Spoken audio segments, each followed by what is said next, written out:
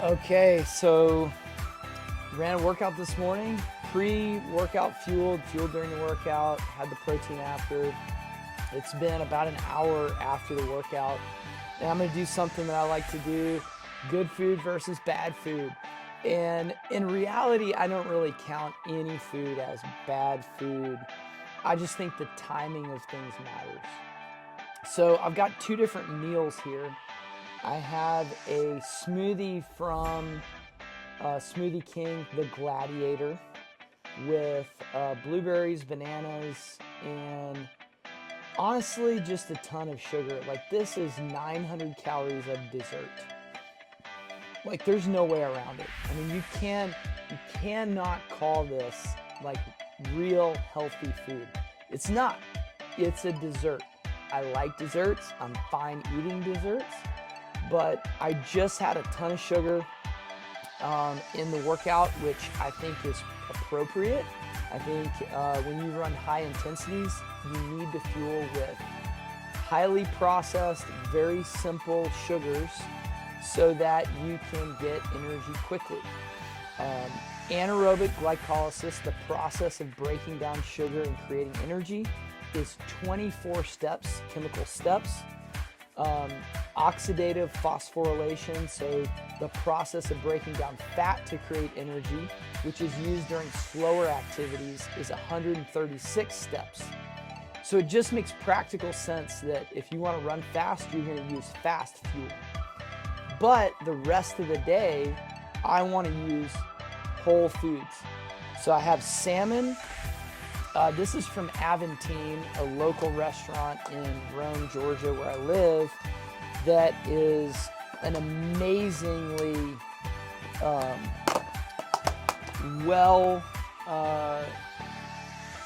well-made food, like super high quality.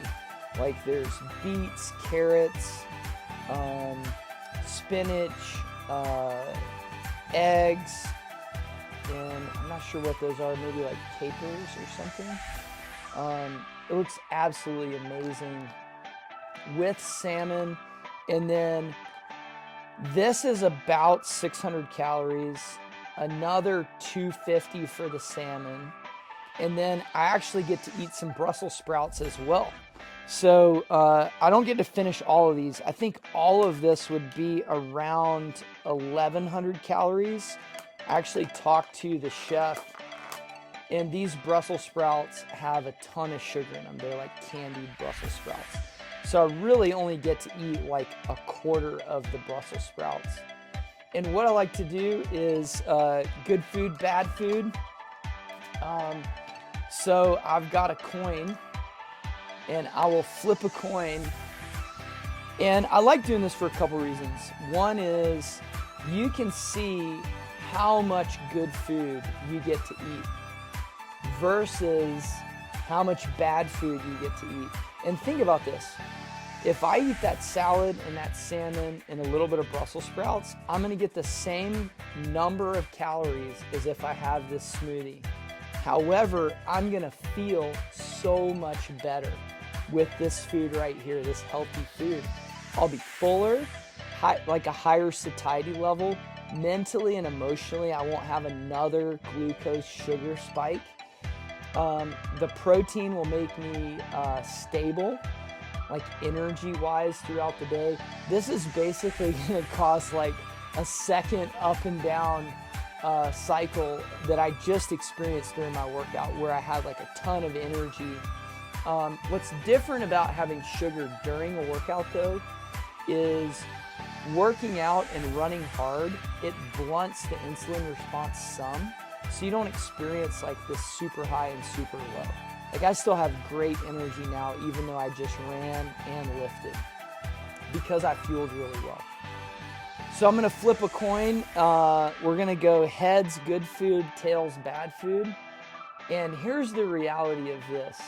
This is such good food. I'll probably eat this for dinner if I don't get it now. But if I flip tails, then I'll just drink the smoothie for my lunch and I'll wait until dinner. And I like doing this for a couple reasons.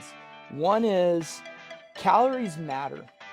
So if I make a bad decision throughout the day and I do have this huge smoothie, I basically just need to suck it up and wait for dinner and not go have more of a meal.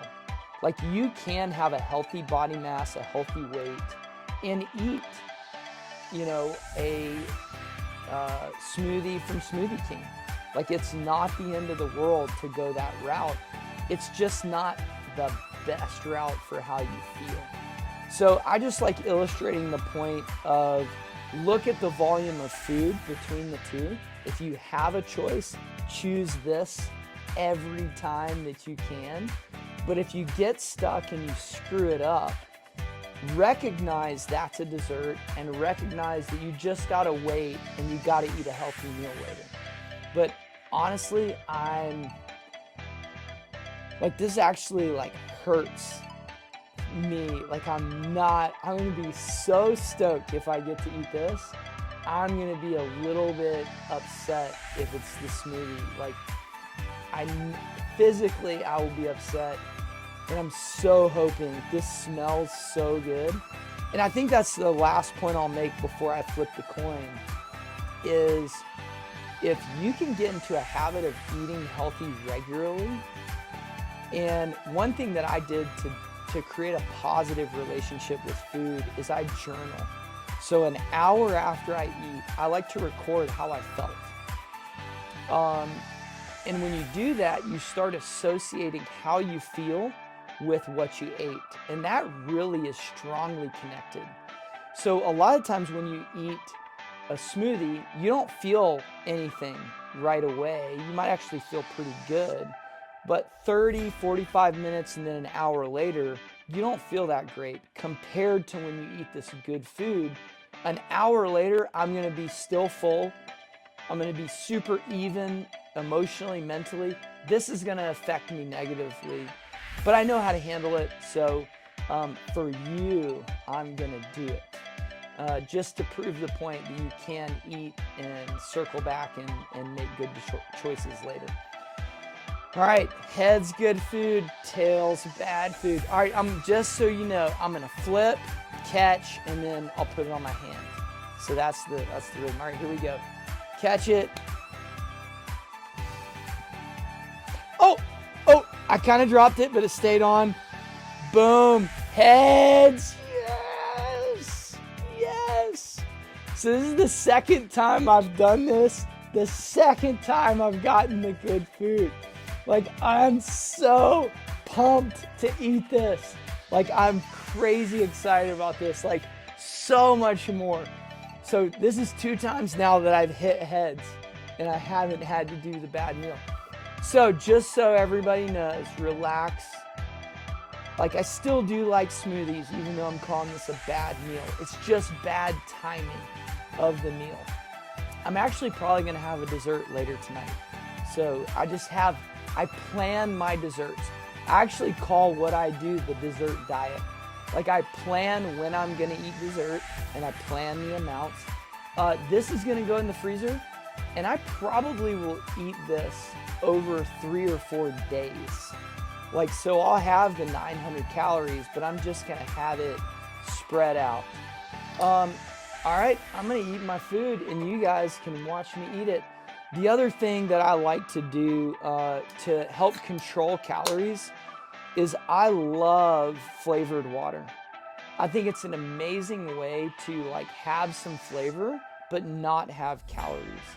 And as far as I know, research-wise that I've done, there's no detrimental benefits to flavored water because most of the flavor is in the bubbles. It's like an effervescent. So if anybody thinks differently, I'm totally happy to learn and to change my ways. But as of now, this is one of my preferred drinks because there's no calories in it and it tastes really good.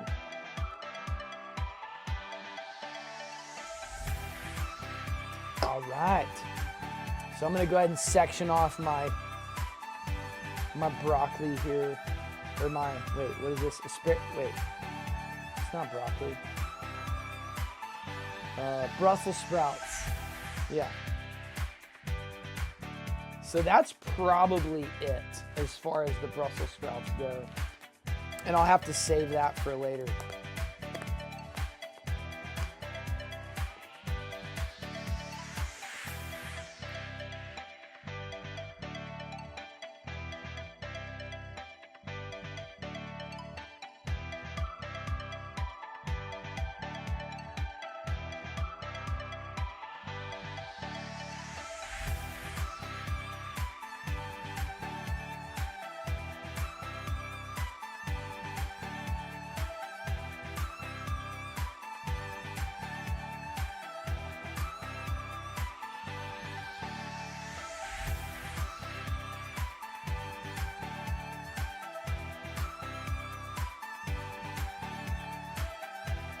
All right, this was Aventine versus Smoothie King.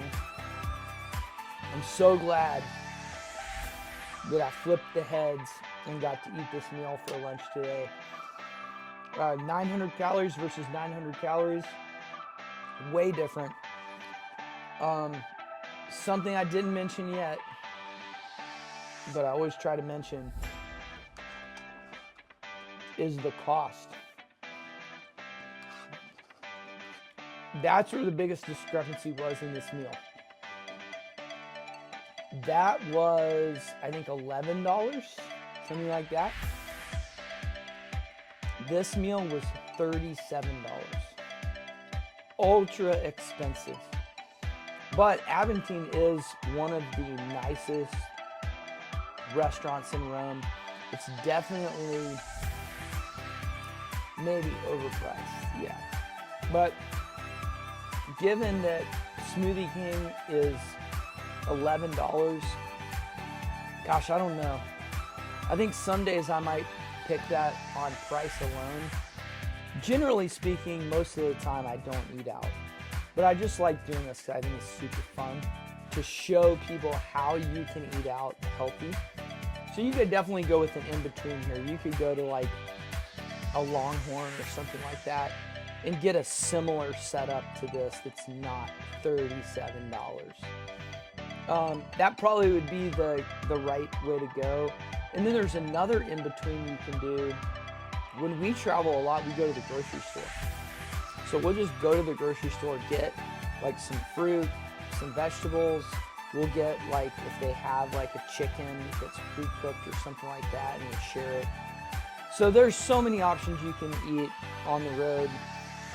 Main thing is to try and eat whole foods as much as you can during the day when you're not working out, and then fuel as well as possible for your workouts.